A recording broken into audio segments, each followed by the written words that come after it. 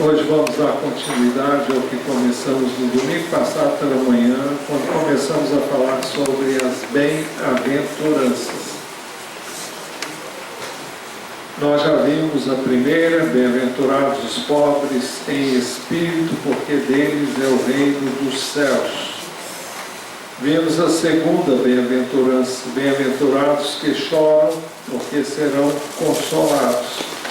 Vimos ainda a terceira, bem-aventurados os mansos, porque herdarão a terra. E agora vamos ver a quarta, bem-aventurados que têm fome e sede de justiça, porque serão saciados. Vamos então examinar inicialmente a primeira parte dessa bem-aventurança. Bem-aventurados que têm fome e sede. Você vai dizer, a fome e sede é de justiça, sim. Mas não há justiça sem Deus. Então, você só pode entender e ter a justiça de Deus e clamar pela justiça de Deus se você clamar antes por Deus. E é isso que a Bíblia nos ensina. A Bíblia diz assim sobre os que têm fome e sede de Deus. Isaías 55, os primeiros versos dizem assim: a todos vocês que têm sede, venham às águas. A água sempre foi um símbolo da vida de Deus, do Espírito de Deus. Então, a todos vocês que têm sede, venham às águas, e vocês que não têm dinheiro. As coisas de Deus nos são dadas gratuitamente. Deus não cobra para Ele se manifestar. O que Ele quer é que eu queira que Ele se manifeste. O que Ele quer é que eu deseje, que eu anseie por Ele. Então, vocês que não têm dinheiro, venham, comprem e comam. Sim, venham e comprem, sem dinheiro e sem preço, vinho e leite. Figuras também do que Deus tem para dar a mim e a você. Por que vocês gastam dinheiro naquilo que não é pão? E o seu suor naquilo que não satisfaz? Por que você está investindo recursos em algo que não é básico, que não vai satisfazer você? Ouçam com atenção o que eu digo, comam o que é bom, e vocês irão saborear comidas deliciosas. Deem ouvidos e venham a mim. Ele está falando de irmos a Ele. Escutem e vocês viverão. É uma chamada de Deus, é um convite de Deus para que nós nos dirijamos a Ele e o busquemos como fonte de vida, como fonte de alegria, como fonte de prazer. E todos que o buscam com fome e com sede hão de encontrar. Ontem nós estávamos em casa e um dos assuntos que surgiram foi a questão das parábolas. E alguém que estava lá e que não tem ouvido as mensagens aqui estava perguntando por que Jesus falava por parábolas. Era para dificultar mesmo o entendimento, dissemos. Deus não se revela a quem não quer receber revelação. Deus não se dá a quem não o quer.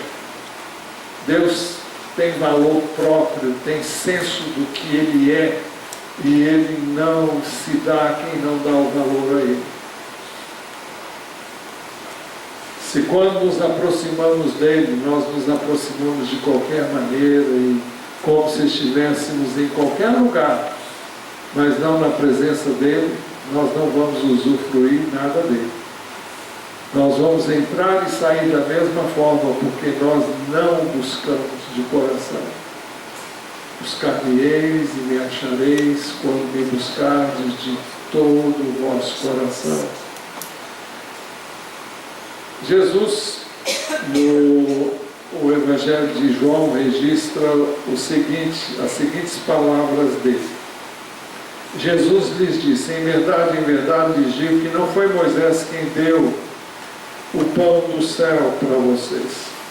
Quem lhes dá o verdadeiro pão do céu é meu Pai. Porque o pão de Deus é o que desce do céu e dá vida ao mundo. Ele estava se referindo a ele mesmo. Ele disse que quem dá o verdadeiro pão do céu é o Pai. E quem é o verdadeiro pão do céu? É Jesus. Porque o pão de Deus é o que desce do céu e dá vida ao mundo. Ele veio para que nós tivéssemos vida e a tivéssemos em abundância. Então lhe disseram: Senhor, dá-nos sempre desse pão. Jesus respondeu: eu sou o pão da vida. Quem vem a mim jamais terá fome, e quem crê em mim jamais terá sede. E ele disse em João 7,37: aquele que crê em mim, do seu interior fluirão rios de águas vivas. Lá em Apocalipse 21,6, o texto diz assim: disse-me ainda, tudo está feito, eu sou o Alfa e o Ômega, o princípio e o fim. Eu, a quem tem sede, darei de graça da fonte da água da vida. Ele está falando dele mesmo. Apocalipse 22:17. E o Espírito e a noiva dizem: vem. Aquele que ouve, diga: vem. Aquele que tem sede, venha. E quem quiser, receba de graça a água da vida. As coisas de Deus são gratuitas, mas não são para quem não as valoriza. São para quem valoriza o que Deus é e o que Ele representa. São para quem tem sede e fome dEle. Agora vamos ver o que é ter fome e sede de justiça. Bem-aventurados que têm fome e sede de justiça. A Nova Tradução na linguagem de hoje traduz assim o verso 6 de Mateus 5. Feliz as pessoas que têm fome e sede de fazer a vontade de Deus. Ter fome e sede de justiça é ter fome de fazer aquilo que Deus tem como justo, como reto, como direito. Quando Jesus falou sobre justiça, ele referiu-se à prática da palavra de Deus. Mateus 5,20: porque eu afirmo que se a justiça de vocês não excederem muito a dos escribas e fariseus, jamais entrarão no reino dos céus. Porque qual era a justiça dos escribas e fariseus? Era uma justiça da letra. Cumpra-se a letra. Faça-se o que a letra diz, ou melhor, o que a lei dizia. Mas era algo hipócrita, era algo exterior, era uma religião formalista, não era do coração.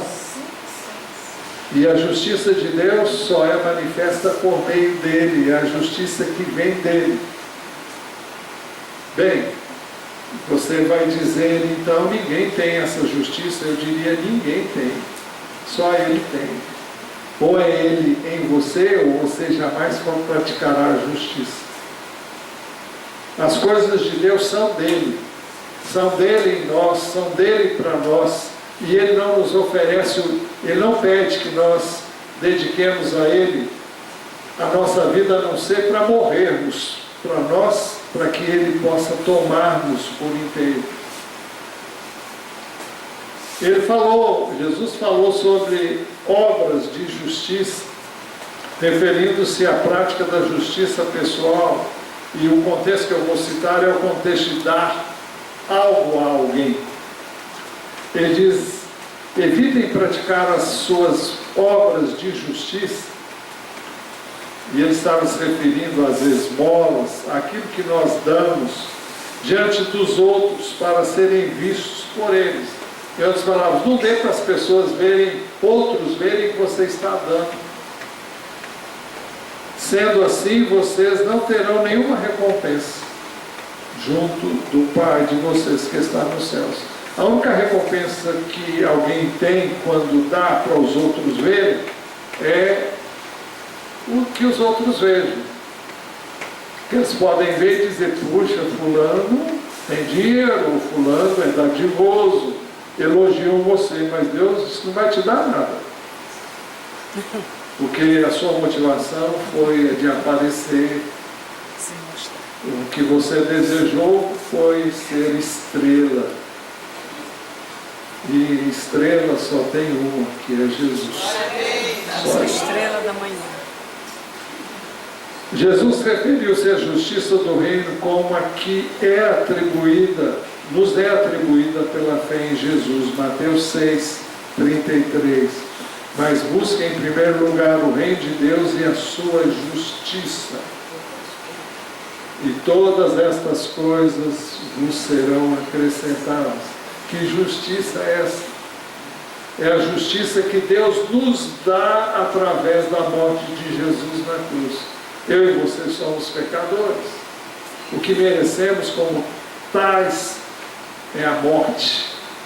E Jesus veio e suportou a morte no nosso lugar para que nós pudéssemos ser livres da morte eterna.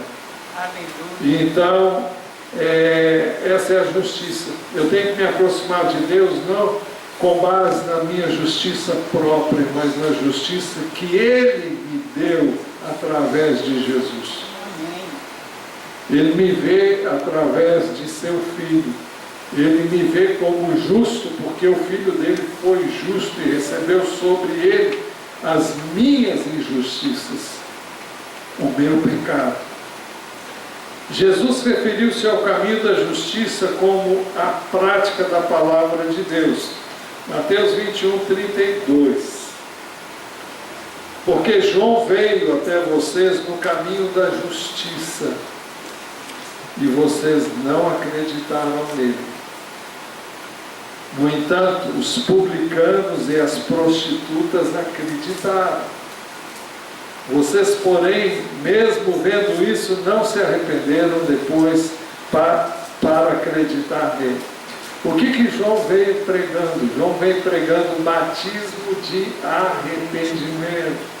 Veio mostrar a necessidade das pessoas mudarem de vida, mudarem seus comportamentos, deixarem de praticar o mal para fazerem o que é certo, para agirem de maneira correta, para buscarem uma vida justa, uma vida santa, uma vida reta.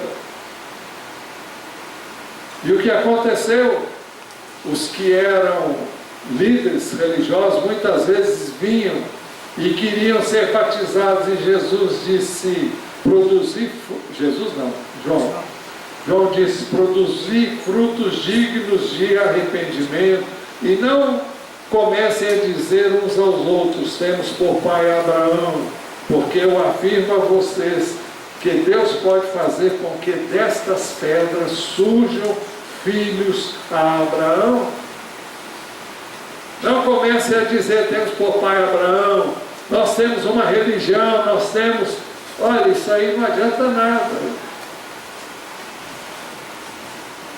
O que adianta é mudança de vida. Por isso que João Batista disse que o que ele queria ver na vida daqueles homens não era participar de um mero rito religioso, mas que eles se arrependessem dos seus pecados, se convertessem dos seus maus caminhos e se voltassem para Deus. E Jesus disse que os publicanos, quem eram os publicanos? Eram os cobradores de impostos. E os cobradores de impostos, como acontece Eu não vou dizer que acontece aqui no Brasil, mas os irmãos sabem, eles eram corruptos. E eu não vou dizer que os daqui são corruptos, porque eu não sei nada da vida deles. Mas nós sabemos que muitos são corruptos. E naquela época, isso já existia de montão. As pessoas eram judias e mais serviam ao Império Romano. E eles eram incumbidos de levantar, recolher os impostos. Eram chamados de coletores de impostos. Eram assim os publicanos. Só que eles cobravam muito mais do que deviam e repassavam muito menos para o Império Romano. Então ele diz, no entanto, os publicanos e as prostitutas acreditaram nele, porque deixaram de fazer isso, se arrependeram e voltaram-se totalmente para Deus. Acreditaram na mensagem que João pregava e por isso tiveram suas vidas mudadas. O apóstolo Pedro, refere-se à justiça como uma das características do novos céus e nova terra. Nós, porém, segundo a promessa de Deus, esperamos novos céus e nova terra, nos quais habita a justiça. Naquele tempo haverá justiça, no sentido pleno. Hoje, Deus quer que a sua justiça se manifeste através da minha vida e da sua vida. Bem-aventurados que têm fome e sede de justiça, porque eles serão saciados. Então, a promessa aqui é que quem tem fome de Deus vai ser saciado. Quem tem fome da vida dele, dos ensinos dele, da palavra dele, ele vai saciar. Voltando à nova tradução na linguagem de hoje, felizes as pessoas que têm fome e sede de fazer a vontade de Deus, pois Ele as deixará completamente satisfeitas. A quinta bem-aventurança, e é a última dessa manhã, bem-aventurados os misericordiosos, porque alcançarão misericórdia. Qual é a definição de misericórdia? Já disse aqui muitas vezes. É uma palavra, misericórdia é uma palavra latina, que ela é composta de duas palavras. Uma é miséria, miséria, e a outra é córdia, que significa coração. E significa ter o coração na miséria do outro. Então, agir com misericórdia é você compadecer-se da miséria dos outros, da ruína dos outros, dos problemas dos outros, das necessidades dos outros, tanto física, emocional, espiritual, seja qual for. Nós fomos e somos objetos da misericórdia de Deus. Pedro diz assim, 1 de Pedro 2,10, antes vocês nem eram povo, mas agora são povo de Deus. Antes não tinham alcançado misericórdia, mas agora alcançaram misericórdia. Então essa é a minha situação, essa é a sua situação. Ou melhor, essa era a nossa situação. Antes de alcançarmos, nós nem sequer éramos povo, mas agora nós somos povo de Deus. Agora, por quê? Porque Deus usou de misericórdia para conosco. Deus nos achou, nos encontrou. E como foi que Deus te encontrou a mim? Eu não sei, mas eu sei que alguém orou para que isso acontecesse. E eu creio que o maior intercessor da minha vida foi o meu pai, que orou para que eu conhecesse o Senhor. E graças a Deus eu conheci meu pai 2 anos depois que ele tinha conhecido o Senhor. Então, E eu ganhei o nome de Paulo por causa do apóstolo Paulo. E então, não tem nada a ver com o apóstolo Paulo, mas ele pôs por causa dele, é isso que eu quero dizer. Mas bem-aventurados misericordiosos, porque eles alcançarão misericórdia. Nós temos aqui a lei da semeadura, que percorre todas as escrituras.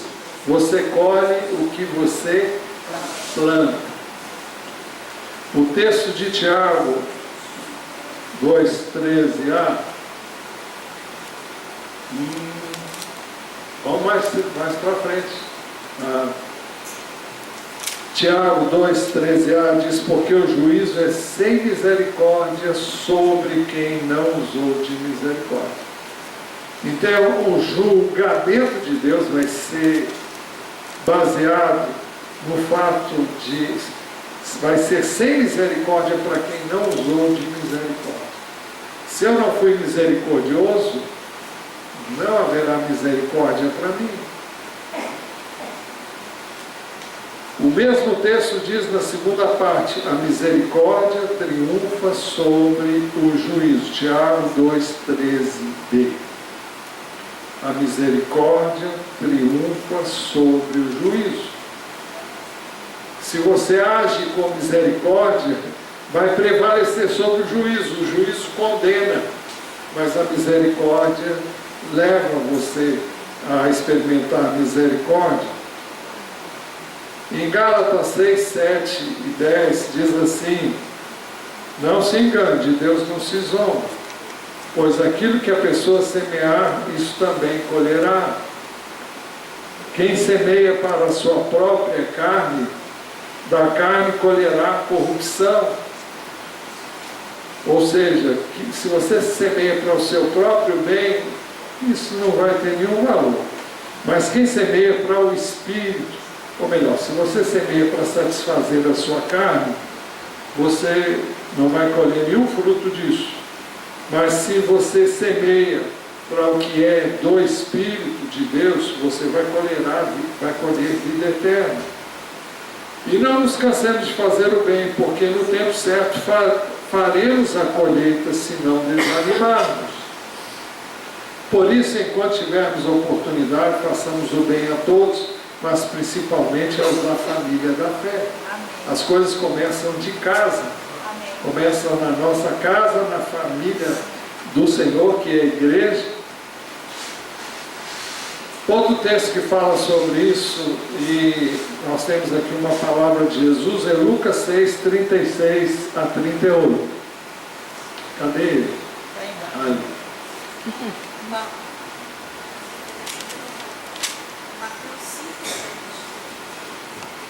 Mateus 5, 7. 6, 7. 5, 7. Está errado. É Mateus 5, 7. Obrigado, Bia.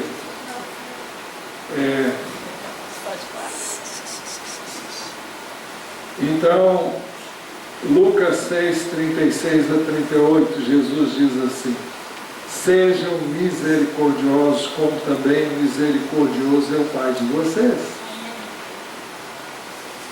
Então ele diz: não julguem e vocês não serão julgados. Não condenem e vocês não serão condenados. Perdoem e serão perdoados. Deem e lhe será dado. Boa medida, prensada, sacudida, transbordante será dada a vocês, porque com a medida com que tiverem medido, vocês serão medidos também. Olha, a pessoa que é unha de fome, ela vai ficar com o que ela quer segurar, mas vai ficar só com aquilo. Libera, deixa, solta, libera. Para você ter mais. Você tem na medida em que você dá. Se você não dá, você não tem. Você vai ter o estritamente necessário, porque Deus é muito misericordioso, coisa que nesse caso você não é. Né? A lei da semeadura na questão do perdão. Jesus ensinou a gente a orar. E ele nos ensinou assim: e perdoa-nos as nossas dívidas, assim como nós também perdoamos aos nossos devedores. O texto é claro em mostrar que o nosso perdão está condicionado, o perdão que nos é dado está condicionado ao perdão que damos aos outros. Primeiro nós recebemos e depois devemos dar. E o que nós entendemos, pelo que vamos ler ainda, é que se você recebe e não dá, é como se Deus não, literalmente o texto diz que Deus vai tirar o perdão que Ele deu para você. Quer ver? Porque se perdoarem, verso 14, aos outros as ofensas deles, também o Pai de vocês que está no céu, perdoará vocês. Se, porém, não perdoarem aos outros as ofensas deles, também o Pai de vocês não perdoará as ofensas de vocês. Mateus 18, 21, Pedro se aproxima de Jesus e diz assim, perguntou a Jesus: Senhor, até quantas vezes meu irmão pecará contra mim que eu lhe perdoe? Até 7 vezes? Jesus respondeu: não digo que você perdoe até 7 vezes, mas até 70 vezes 7. 70 vezes 7 dá quanto? 490. 490. Será que são só 490? Não, é para mostrar que não tem limite. E foi por isso que Jesus contou uma parábola. Ele disse: o reino dos céus é semelhante a um rei que resolveu ajustar contas com seus servos. E passando a fazê-lo, trouxe-lhe um que lhe devia 10.000 talentos. Quanto é que são 10.000 talentos? É uma quantia muito alta. Um talento equivalia a 34 quilos de ouro. Alguns dizem que eram 35. O grego diz 10.000 talentos. O talento equivalia a 6.000 denários. E o denário era o equivalente ao que uma pessoa recebe hoje como salário mínimo por um dia de trabalho. Multiplicando 6.000 denários, que era o equivalente ao dia de trabalho, porque ele tinha quantos talentos ele tinha? Ele devia? 10.000. Então você multiplica 10.000 por 6.000 dias de trabalho, você vai ter 60 milhões de dias de trabalho, ou 60 milhões, exatamente. Multiplicando-se isso hoje, eu fiz a conta hoje, o dia de trabalho é R$ 31,80. Multiplicando isso por 60 milhões, dá 1.908.000.000, deixa eu ver se é isso mesmo, 1.900.000.000, ou seja, quase 2 bilhões de reais. Aí Jesus continuou dizendo: não tendo ele, porém, com que pagar, quem tem esse dinheiro assim? O Senhor desse servo ordenou que fossem vendidos ele, a mulher, os filhos e tudo que possuía, e que assim a dívida fosse paga. Então o servo, caindo aos pés dele, implorava: tem paciência comigo e pagarei tudo ao Senhor. E o Senhor daquele servo, compadecendo-se, mandou-o embora e perdoou-lhe a dívida. Que bênção, hein? Que perdão enorme! 1 bilhão, quase 2 bilhões de reais. Saindo, porém, aquele servo encontrou um dos seus conservos que lhe devia 100 denários. Quanto é que são 100 denários? Você multiplica 100 por 31, dá 3.000 reais, é isso? É isso mesmo. 3.000 reais. Então, para quem devia 2 bilhões, e foi perdoado, agora ele vai querer receber os 3.000 reais. Saindo, porém, aquele servo encontrou um dos seus conservos que lhe devia 100 denários. Agarrando, começou a sufocar, dizendo: pague-me o que você me deve. Então o seu conservo, caindo aos pés dele, pedia. Ele fez a mesma coisa que ele tinha pedido para o outro, esse servo pediu: tem paciência comigo e pagarei tudo a você. Ele, porém, não quis. Pelo contrário, foi e lançou-o na prisão até que saldasse a dívida. Vendo seus companheiros o que havia acontecido, ficaram muito tristes e foram relatar ao seu senhor, ou seja, aquele que tinha perdoado a dívida de quase 2 milhões para aquele servo, contaram tudo para ele o que havia acontecido. E o que esse senhor fez? O texto diz: então o Senhor, chamando aquele servo, lhe disse: servo malvado, eu lhe perdoei aquela dívida toda porque você me implorou. Será que você também não devia ter compaixão do seu conservo, assim como eu tive compaixão com você? E indignando-se, o Senhor entregou aquele servo ao servo Indignando-se, o Senhor entregou aquele servo aos carrascos, até que lhe pagasse toda a dívida. Assim também o meu Pai, que está no céu, fará com vocês, se do íntimo não perdoarem cada um a seu irmão. A coisa é muito séria, gente.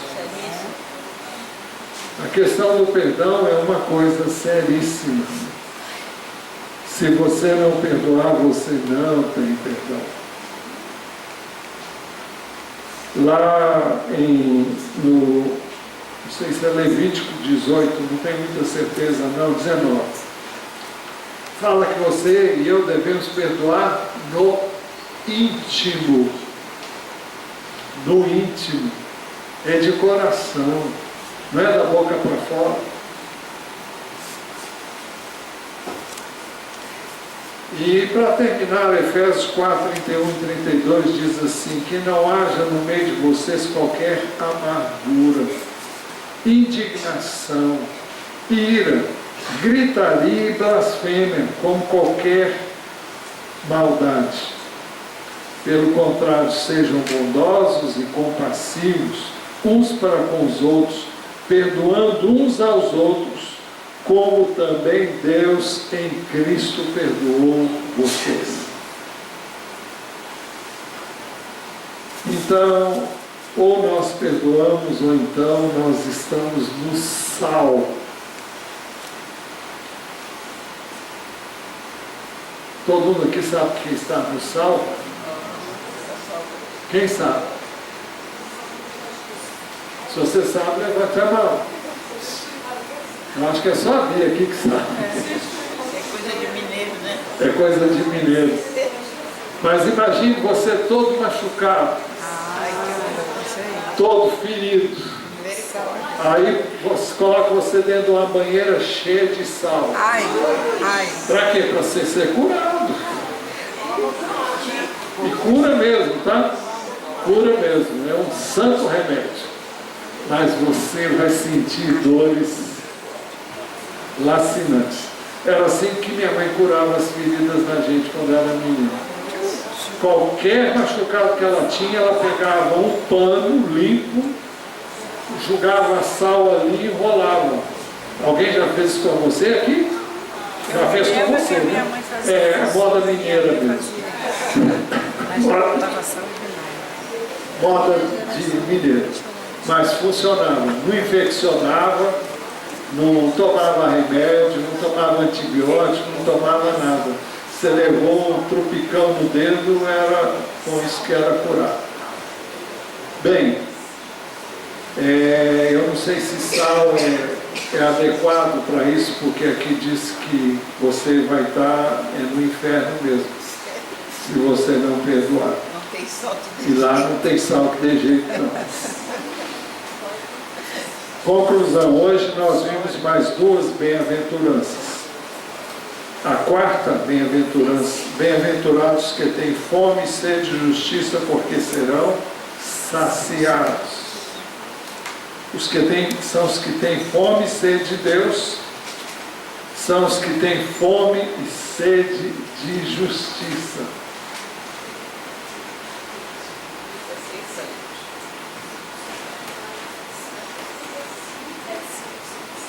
Ali está 5? Está 6. Não, aqui está certo, lá em cima está errado. Aqui está certo, lá em cima está errado. É 5, 6. E a quinta bem-aventurança, bem-aventurados misericordiosos, porque alcançarão misericórdia. Vimos a lei da semeadura nas Escrituras, nós colhemos o que plantamos. E vimos a lei da semeadura também na questão do perdão. Por incrível que pareça, uma das coisas mais encontradiças na igreja do Senhor é a falta de perdão. Pessoas melindradas, pessoas feridas que não, cheias de amargura, cheias de dodói porque foi machucado. Como é que é? Então nós precisamos levar isso a sério e endireitar os nossos caminhos para que Deus possa liberar a bênção dele sobre nós. Então feche os seus olhos, fale com o Senhor sobre o que nós acabamos de ver.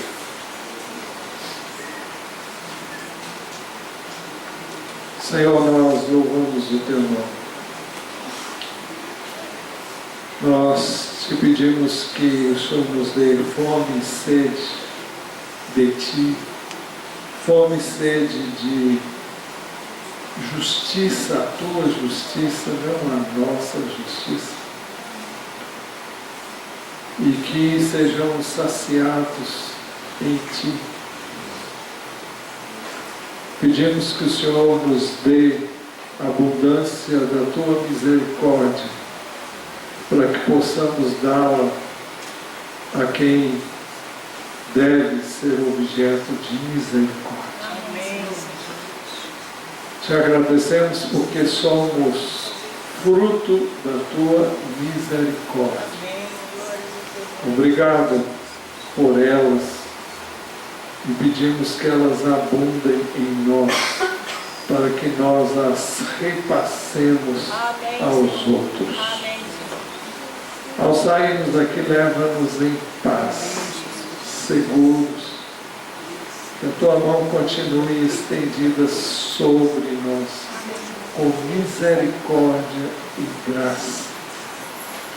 Pela Tua bondade, traze-nos aqui nesta noite. Amém, Jesus. E traze muitos ao Senhor também nesta noite. Para a Tua glória, honra e louvor, nós oramos em nome de Jesus. Amém.